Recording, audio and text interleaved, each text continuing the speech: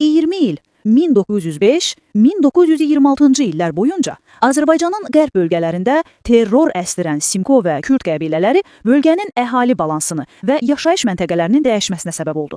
Bu hadisələrdə ən az 150 min Azərbaycanlı həyatını itirdi. Yüzlərlə kənd dağıdıldı və ya daha təhlükəsiz bir həyat üçün boşaldıldı. Bu ərazilər Kürdlər tərəfindən işğal edildi. 1930-cu illərdə Rızaxanın Taxtaqapı, yəni qəbilələrin məcburi məskunlaşdırma siyasəti ilə artıq boşalmış türk kəndliləri Kürdlərə qaldı.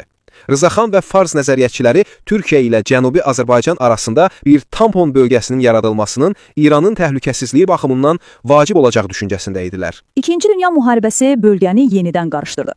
1941-ci ildə Rızaxan hakimiyyətdən düşdü və bölgə Ruslar tərəfindən işğal olundu.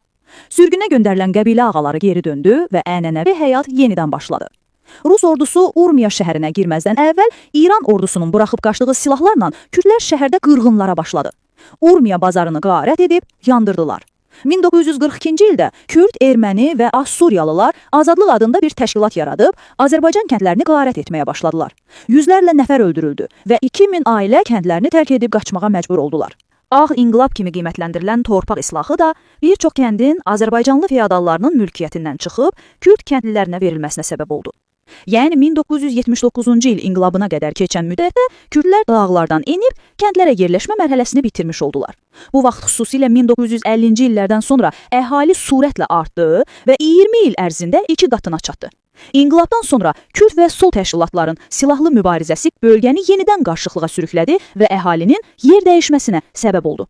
Məsələn, Savuçbulaqran və Xanəya Taxma adıyla Piranşəhər, Yazdağı, Halfyan, Xantanus, Molladərəsi və digər bölgələrində yaşayan şahsevənlərin kəndləri yandırıldı və bütün var dövlətləri qarət olundu.